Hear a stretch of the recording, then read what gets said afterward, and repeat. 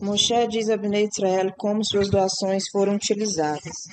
Betzalel, Aholiab e seus ajudantes terminaram de construir o Mishkan e todos os seus objetos. Somente as Bigdei Kehuná, as roupas dos Kohanim, ainda não haviam sido costuradas. Moshe resolveu: eu devo calcular com exatidão a quantidade de ouro, prata e cobre que foi doada, e eu direi ao povo para quais objetos do Mishkan esses materiais foram usados. Não quero que ninguém suspeite que eu peguei algum ouro ou prata para mim. Moshe reuniu todo o povo e se sentou. Ele colocou Betzalel e Aholiab ao seu lado como testemunhas. Ele anunciou: eu calculei a quantidade total dos materiais que vocês doaram para o Mishkan, e eu quero relatar para quais objetos eles foram utilizados. Vocês doaram um total de 29 kikar e 730 shekel de ouro. Vocês doaram 100 kikar e 1.775 shekel de prata. Os 100 kikar de prata foram usados para os 100 encaixes basais de prata do Michigan, um kikar para cada encaixe basal. Aqui Moshe parou de falar. Ele não podia continuar, pois ainda restara 1.775 shekel de prata, e Moshe não conseguia lembrar quais objetos foram feitos com essa prata.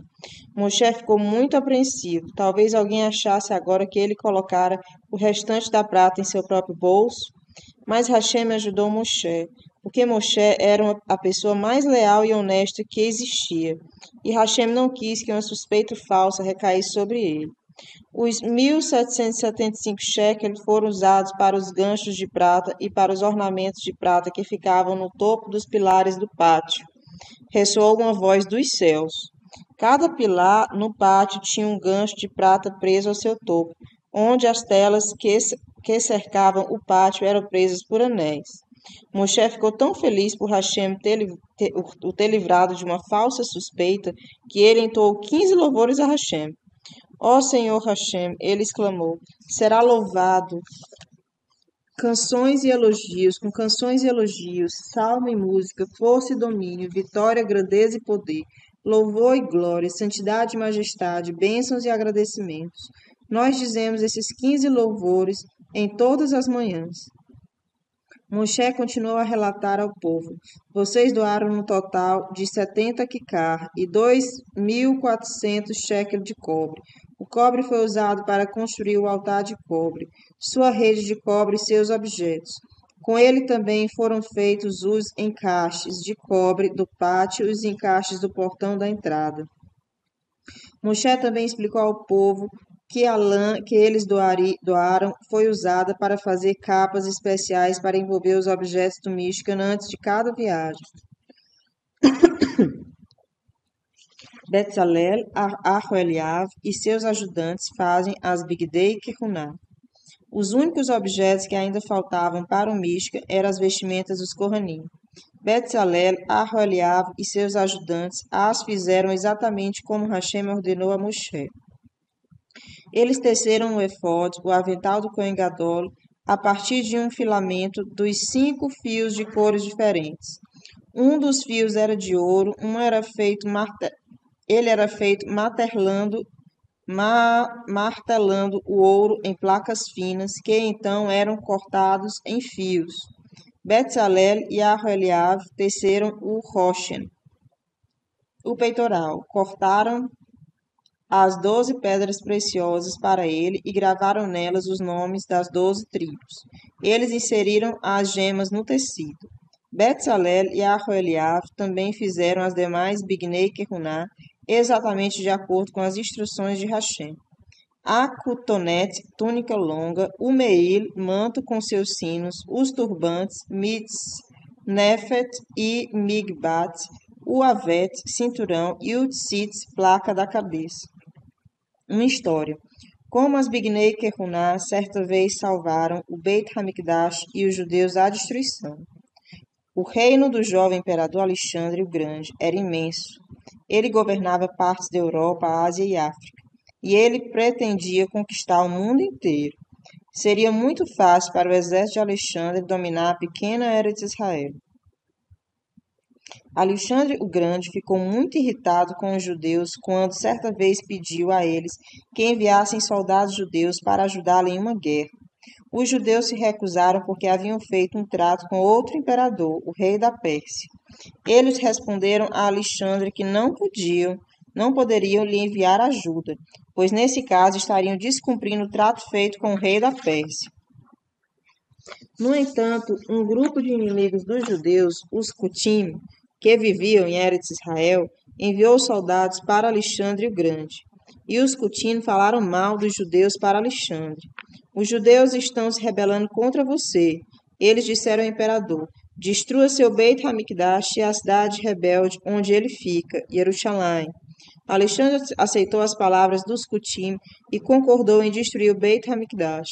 Quando os judeus souberam disso, uma onda de grande tristeza e lamento se espalhou por Eretz Israel. Eles contaram ao Cohen Gadol, Shimon Hatzadik, que Alexandre pretendia destruir o Beit Hamikdash. Shimon Hatzadik sabia que apenas uma atitude drástica impediria o exército de Alexandre de devastar Jerusalém. Shimon Hatzadik logo ouviu que Alexandre e seus homens estavam a caminho de Jerusalém. Ele se vestiu com as 8 roupas do Cohen Gadol e saiu ao encontro de Alexandre. Com ele estavam também as pessoas mais importantes de Jerusalém e os Kohanim mais jovens, segurando tochas.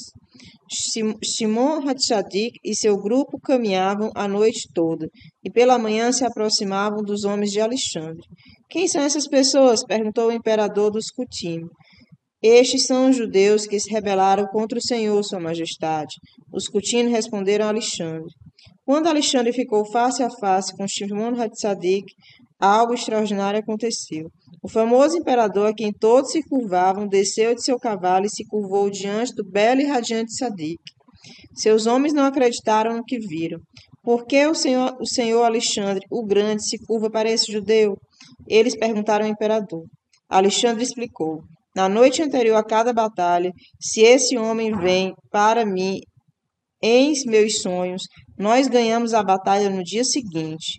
Esse homem, que parece um anjo, me ajudou a vencer minhas guerras. Alexandre perguntou a Shimon Hatzadik, por que você veio ao meu encontro? Shimon Hatzadik respondeu, nós ouvimos que você quer destruir o nosso Beit Hamikdash. No entanto, você não compreende que nesse Beit Hamikdash nós sempre rezamos para Hashem para que você tenha sucesso em suas batalhas. Nossos inimigos enganaram você e falaram mentiras sobre nós. Quem são os seus inimigos? Perguntou Alexandre. Os Cutim, respondeu Shimon Hatzadik. Sendo assim, disse Alexandre, eu decreto que vocês podem fazer com eles o que desejarem. Quão felizes ficaram os judeus! Eles destruíram o templo do Cutim no Har Gezarim, tal como os Cutim quiseram destruir o Beit Hamikdash.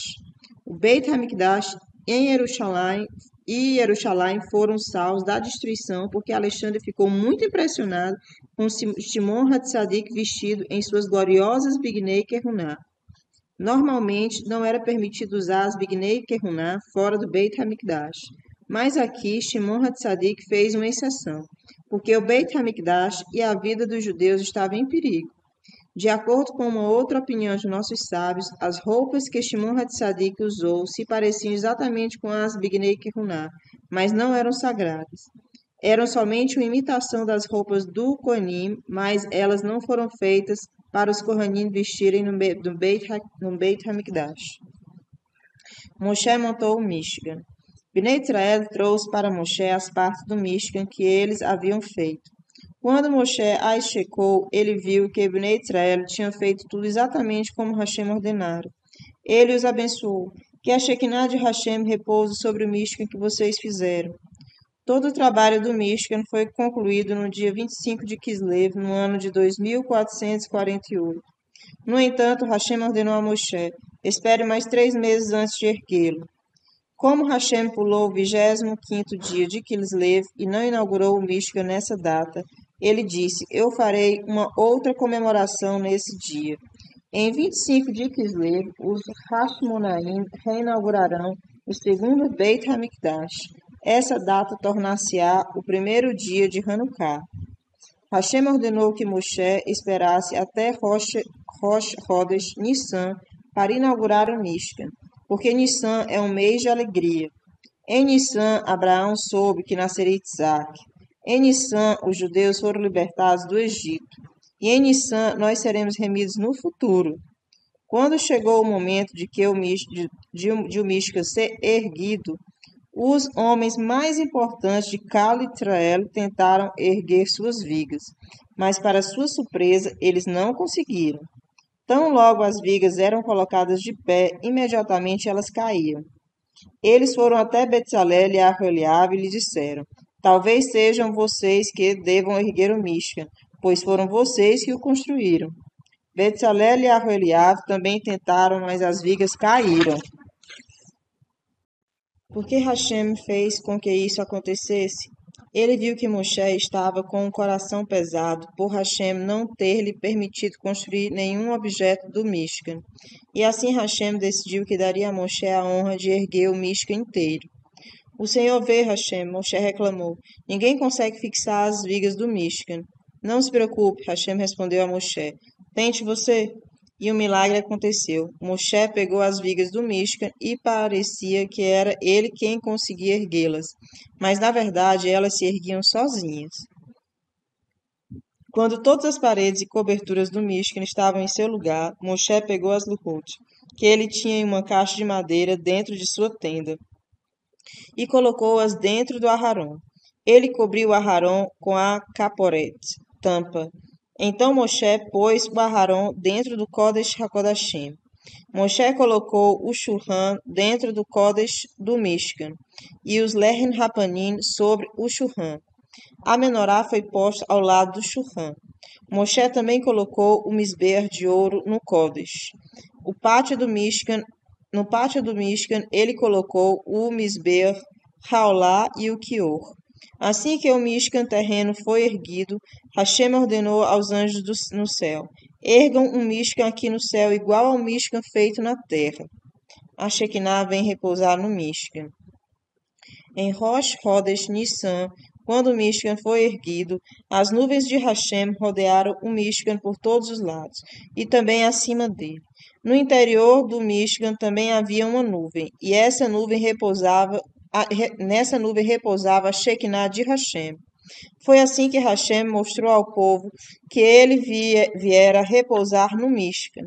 Mais tarde, a Shekinah de Hashem se retirou para o Aharon, dentro do Kodesh HaKodashim. Você sabe o que significa o nome Mishkan? A palavra Mishkan deriva da palavra repousar. Mishkan quer dizer um lugar de repouso para Shekinah. A Torá, no começo dessa paraxá, também chama o Mishkan de o Mishkan do testemunho. Que tipo de testemunha era o Mishkan? O que ele testemunhava? O Mishkan era uma prova de que Hashem havia perdoado Bnei Israel por ter feito bezerro de ouro. Hashem removeu sua Shekinah quando o povo pecou. Suas nuvens de glória desapareceram e retornaram no dia em que Bnei Israel começou a trabalhar no Mishkan. O Mishkan era um sinal de amor de Hashem por Bnei Israel, um sinal de que ele estava em seu meio o tempo todo. A construção do Mishkan é tão importante quanto a criação do mundo. O Mishkan de Hashem era tão importante quanto a criação do mundo. Nós aprendemos da Torá que os dois eram similares. No primeiro dia da criação, Hashem estendeu o céu como uma cortina. Da mesma forma, Hashem ordenou: vocês estenderão cortinas de um lado a outro do Mishkan. No segundo dia da criação, Hashem disse: que haja o firmamento para separar as águas superiores das águas inferiores. No Mishkan, a Pahoret, cortina, separava o Kodesh HaKodashim do Kodesh. No terceiro dia da criação, Hashem ordenou que as águas se reúnam. No Mishkan, Hashem ordenou: vocês farão um quior onde as águas se juntarão. No quarto dia da criação, Hashem ordenou que o sol e a lua e as estrelas se fixem no céu. No Mishkan havia uma menorá de ouro que irradiava luz. No quinto dia, Hashem criou os peixes e os pássaros alados. No Mishkan havia queruvim com suas asas estendidas. No sexto dia, Hashem criou Adão e colocou no Gan Eden. No Mishkan, Hashem ordenou que Aharon seja meu Kohen Gadol e entre no Kodesh HaKodashim. Nós podemos dizer que, de certa forma, Aharon foi ainda maior que o primeiro homem, Adão. Pois quando Adão pecou, Hashem o expulsou do Gan Éden. No entanto, apesar do pecado do bezerro de ouro, Hashem deixou Aharon entrar no Mishkan. No sétimo dia, o Shabat foi abençoado por Hashem e santificado. Da mesma forma, quando o Mishkan foi completado, Moshe abençoou os judeus e ungiu o Mishkan em seus utensílios com o Shemen Hamashiach para consagrá-los. Nós também podemos equiparar o Mishkan ao mundo ao comparar o Kodesh HaKodashim com o céu e o Kodesh com a terra. A Shekinah de Hashem repousava no Aharon dentro do Kodesh HaKodashim, assim como ela repousa no céu. E o Kodesh possui um churran, uma mesa com comida sobre ela, tal como a terra que produz o alimento. Porque Hashem ordenou que o Mishkan fosse construído de maneira similar ao mundo, para mostrar que por causa da avodá feita pelos Kohanim no sagrado Mishkan, Hashem mantinha o mundo vivo. Era o Zehut do Mishkan que mantinha o mundo inteiro em movimento. Por que é importante estudar sobre o Mishkan? Embora nós não tenhamos mais o Mishkan ou Beit HaMikdash nos dias de hoje, é uma grande mitzvah estudar a planta e a forma do Mishkan de todos os seus utensílios e partes. Nossos sábios contam que o profeta Ezequiel recebeu uma nevoá, profecia de Hashem. Nessa nevoá, lhe foi mostrado o projeto do terceiro Beit HaMikdash, que será construído quando Mashiach chegar.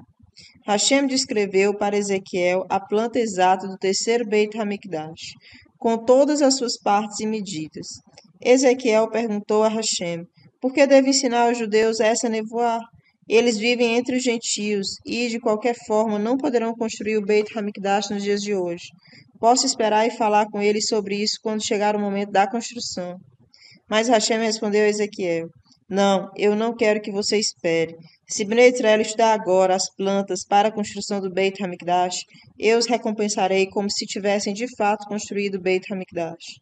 O mesmo vale para nós. Se estudarmos as plantas do Mishkan ou do Beit HaMikdash, Hashem nos recompensa como se tivéssemos realmente construído um santuário para ele. O que podemos fazer hoje para trazer a Shekinah de volta ao nosso meio? Enquanto Mishkan e o Beit HaMikdash estiverem de pé, a Shekinah de Hashem descia do céu e repousava no Aharon, dentro do Kodesh HaKodashim. Depois que o Beit HaMikdash foi destruído, a Shekinah de Hashem se retirou novamente para o céu. O que podemos fazer agora para trazer a Shekinah de volta para nós? A resposta se encontra no Pirkei Avot. E em alguns Sidurim é em 3/7. Se 10 pessoas se juntam e estudam a Torá, a Shekinah de Hashem vem repousar entre elas. E mesmo se forem 5, 3 ou somente 2 pessoas estudando a Torá juntas, a Shekinah também repousa entre elas. E mesmo se um único judeu sozinho em qualquer lugar da face da terra se sentar para estudar a Torá, a Shekinah também repousará sobre ele. Quanto mais pessoas se reúnem e estudam a Torá juntas, maior a medida de Shekinah que paira sobre elas. Cada um de nós tem o poder de trazer a Shekinah de volta para a terra bem agora.